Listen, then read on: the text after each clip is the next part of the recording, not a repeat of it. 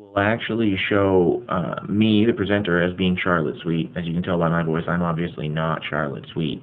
And we've just had a couple of minor issues with the actual audio portion. Typically, we would mute everyone's phone. It does appear that everyone is compliant with muting their line themselves, and based on the technical difficulties we're having, I'm going to choose to not go too deep in poking around in some of those things. So thank you for joining us today. We will be beginning our webinar shortly.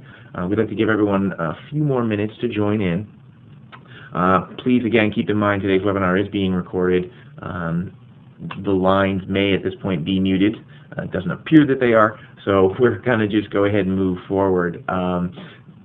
We want to make sure that we have minimal interruptions, but at any point in time during the webinar, if you have a question, feel free to send it via chat. Also, at the end of the webinar, I will open the lines up and allow people to please ask any and all questions that they may have, okay? And I'll do my best to answer those actually at this moment.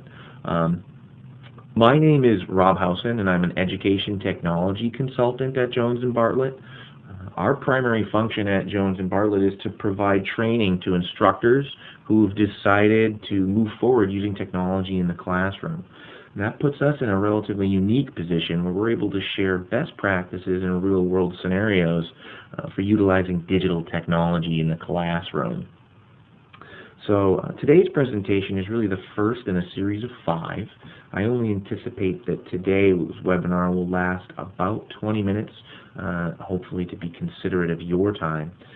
Based on feedback from educators like yourselves, we're sharing some of the best practices in real-world scenarios of what other instructors are doing across the country to try and improve student outcomes by engaging technology in the classroom. So today we're focusing specifically on engaging today's learners using technology. Again, I would like to just reiterate that we apologize for the minor technical difficulties.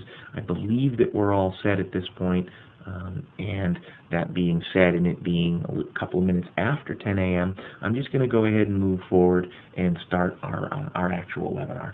So thank you again for joining us, and please let us know if you have any questions at the end of the session. Today's nursing student are really presented with a number of different variables and pitfalls to their learning environments. We have non-traditional students, basically, as well as declining attention spans, being bombarded with information and what many people would consider too much information in too short of a time frame. There's less short-term memory converted to long-term memory. So studies are beginning to show that the average American adult attention span is in rapid decline. So in the last 10 to 15 years, the average adult attention span has dropped from an average of about 10 minutes down to between 8 to 5 minutes. Some of these studies point that decline toward the immediate availability of information. So this next generation of nursing students are used to receiving information immediately and on the fly. And they also struggle with additional distractions which have shortened their attention span to somewhere likely under 5 minutes. So to engage today's learners, it is important to relate to them on a familiar level and provide them with multiple avenues which have a higher impact and improve outcomes. Now, what we've done to engage today's nursing students is we've included items such as interactive eBooks that include things like video animations, specifically in our Pharmacology for Nurses title.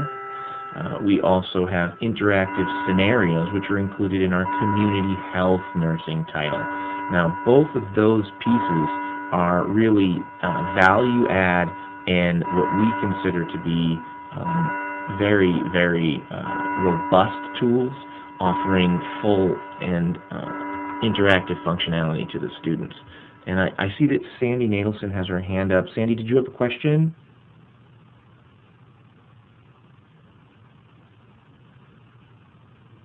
Okay, so I'm not sure there. And Sandy, if you wanted to send me something via chat, you would actually send that, unfortunately, due to the confusion, to Charlotte Sweet. But if you can just pass that along, I'll happily answer that question to the best of my ability. What we've done, in addition to providing those items in the interactive ebook, as well as a robust study center that provides the presentations in PowerPoint format, as well as lecture outlines and practice activities, we've also embraced the need for mobile-ready course materials, meaning that your students should be able to access their materials from a mobile device, such as a smartphone or a tablet.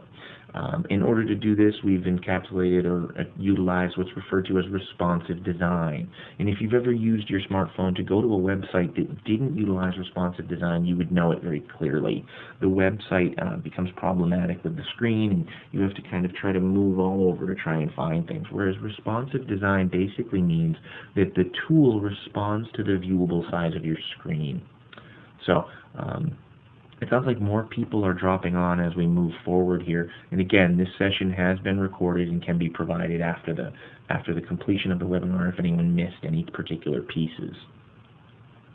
Now, with that responsive design, we've really tried to make sure that our students, or your students, would have the ability to have access to our interactive ebook. Now, the Navigate 2 provides you with a feature-rich and robust interactive ebook. This ebook provides a holistic digital solution, and we're happy to announce that with every purchase of a Navigate 2 textbook, students will receive a free copy of the new ebook.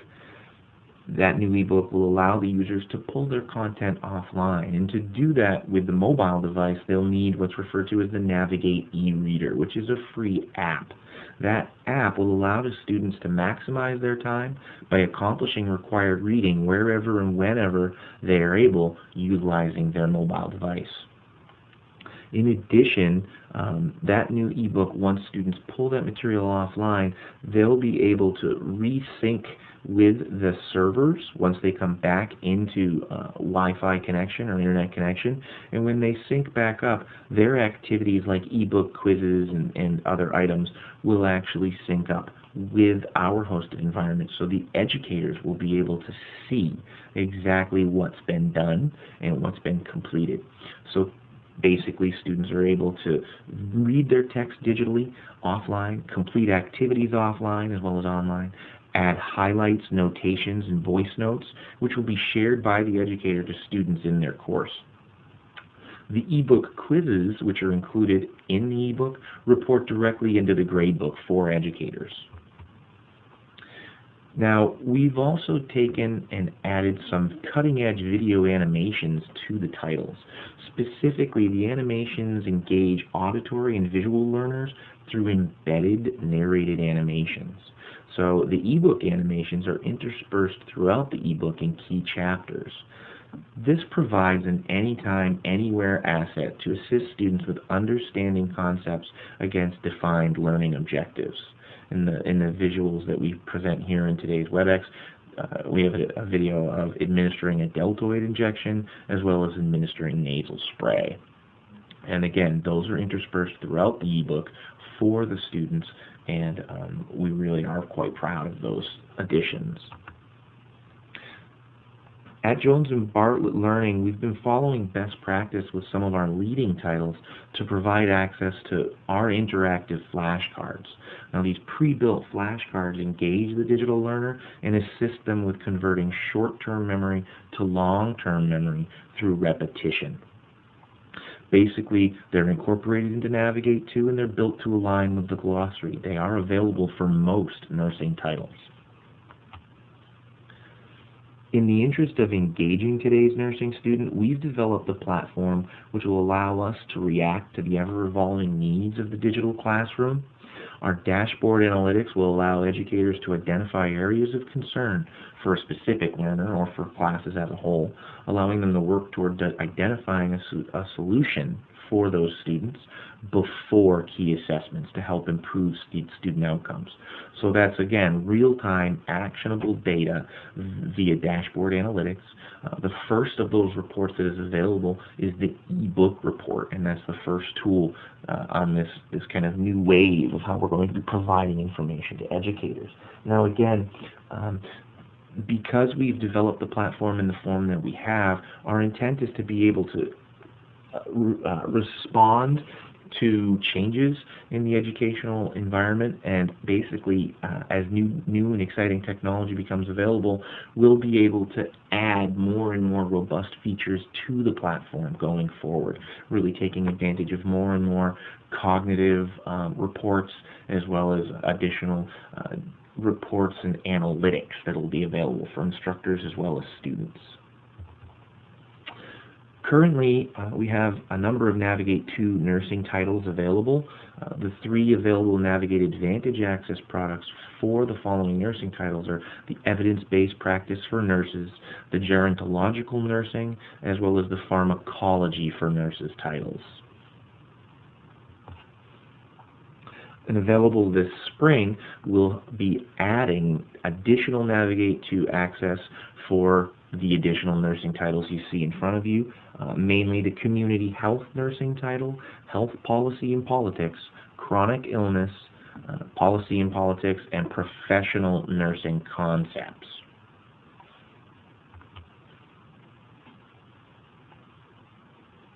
So you can sign up today for a demo course at the link that you see there below to experience Navigate 2. You can request a personalized demo. You can receive a personalized demonstration from either an account specialist or an educational technology consultant like myself.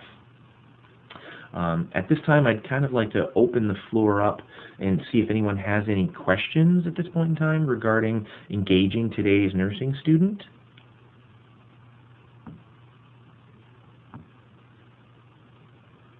And again, I see that Sandy Nadelson does look to have her hand raised, and I'm guessing maybe that was an accident. But if you do have a question, Sandy, I haven't seen that. If you wanted to send that via chat or just speak up, please feel free. I would like to thank you again for joining us today. We have appreciated your time. Again, this was the first of a 5-part series.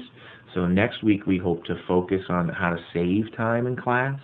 At this time, again, I do believe the lines are opened up. I have heard a couple of voices in the background there. And if anyone does have any insight or additional questions that they need some follow-up on, I encourage you to speak up now. We'll see if we can do here. It appears Sandy sent something to the host. So I'm curious if, Charlotte, you see anything in as while you're logged in as Jen. Oh, okay, never mind. It was about she was having issues with the sound, and it appears that that was taken care of for her. So thank you for that, Sandy. Let's see. And Beth Stuckey, it sounds like you might have a question as well. Is there something we can address for you?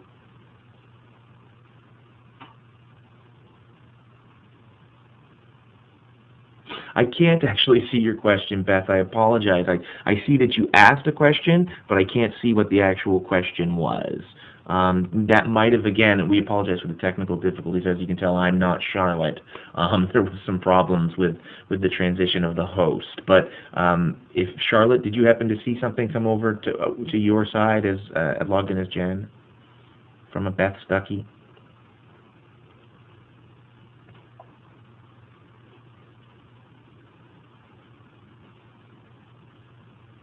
Oh, okay, Beth. So there's something in that actual video that you found wasn't considered correct. I will be sure to take that up with the editing group and make sure that our editorial staff is aware of that.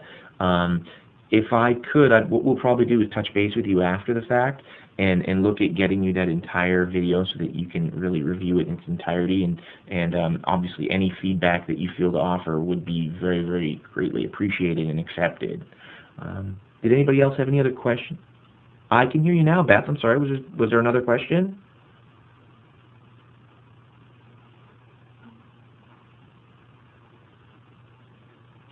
I'm not sure from an editorial perspective what the intent is for going forward, or from a marketing perspective. We can certainly take away that question and then get back to you, Beth. Unfortunately, my role here with the organization is less of an editorial role and more of a technology role. But critical thinking titles are something that I can certainly take note of here. and then get back to you. Obviously, we have your contact information, and we can get in touch with you. Unfortunately, I can't answer that question here today. It's something that's really outside of where I am.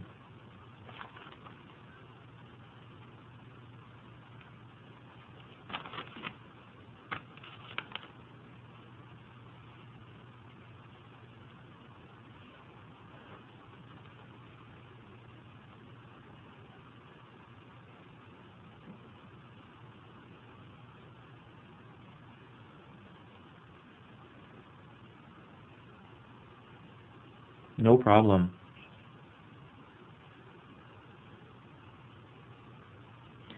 So, anyone else have any other questions this morning? We moved a little faster than expected, and I did see that there were a number of people that jumped on a little later. Again, we did record today's session, and it will be available for you. We apologize again for the technical difficulties, and assure you that going forward with the remaining sessions in this series, we'll hopefully iron those out and make sure that there's no problems going forward. So again, next week we'll focus on how to save time in the classroom. And if you would like to participate in a training session with one of our education technology consultants, please contact your account specialist for more information, dates, and times. I just want to also just finish up here with a couple of more quick slides to just let you know that the upcoming webinars, again, will be one next Wednesday, and then actually the Save Time Outside the Classroom webinar, that date, I believe, is correct, but it says it's a Wednesday. It actually will be a Tuesday morning session, and I believe the time will not be 10 a.m. But when you sign on for those, it will actually give you the correct login time and date. Again, we're looking to also have an increasing student accountability as well as improving outcomes. And again, you can register for those sessions at the URLs you see there. I thank everyone again for your time, and if there's no other questions at this time, I'm going to go ahead and disable the call. We look forward to seeing everyone again next week, and thank you very much for taking the time to join us this morning.